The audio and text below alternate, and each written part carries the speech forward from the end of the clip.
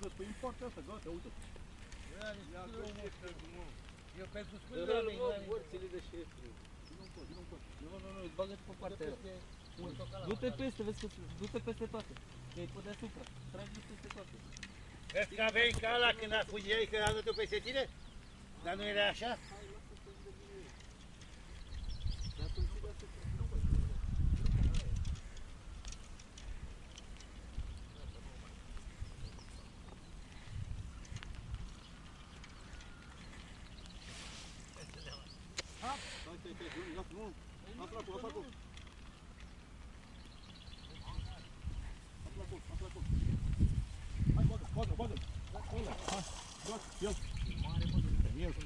Nu e mare, mă, e mic, ăsta e...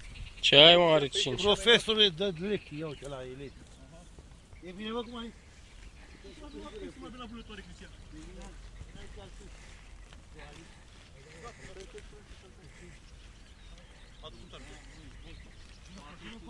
Nu ai. Nu e pescări, nu e vânător. 5. Hai, elegant, să-l opresc. Mamă. 6, e lejer. N-are. Ia, ține ca să mă duc să iau cântare. Dar n-am mai tras așa. Ai o pungă ceva? Aveți pungă? Avem juvelii, mă. Poate și pe repede acolo. Adu-și pe, adu-și pe. Știu, mă, dar îi dăm așa. Dă-i cu spray acolo. Păi face infecție. Ceva? Face infecție. Adu o pungă, mă. Adu-mă în coa, vină în coa, Bogdan.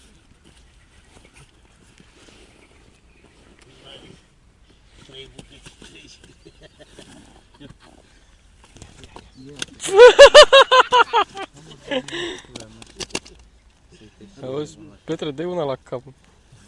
Să-ți dai, mă, numai. N-are, mă, așa.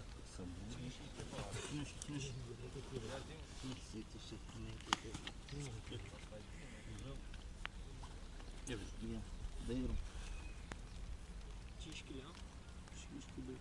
5 kg în cap să moartă. Atât, Bă, ia mă mâna, mă, că